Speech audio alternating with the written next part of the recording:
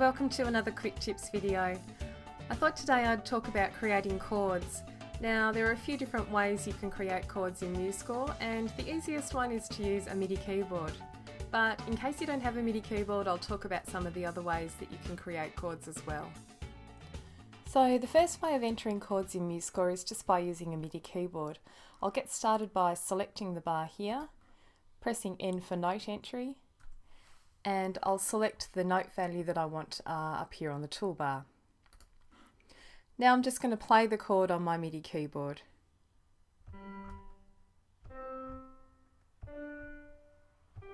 You'll notice that when I played them in, Muse didn't play all of the notes simultaneously. That's something that's not happening in the current version, but that's going to be rectified in version 2. Option 2 is to build the chord note by note by using your computer keyboard. I'll get started again by selecting the bar and pressing N for note entry.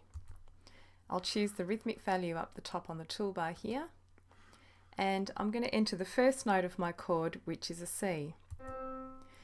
I'm going to add an E and a G to the C to make a C major chord, and I'm going to do that by entering the letter names of those notes, but I need to hold down the Shift key while I press them. So I'll hold down Shift and press E, and then Shift and press G to build the notes of the chord up. I can do the same thing with an F major chord in the rest of this bar. So F, Shift and A, and Shift and C. A third way of entering chords in Muse is by working with intervals.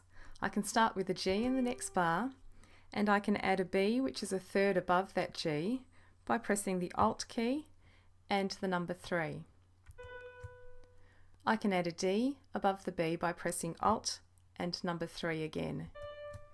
You can also add intervals below a selected note as well. I could start with a C here and use the Shift key to enter an interval below that selected note.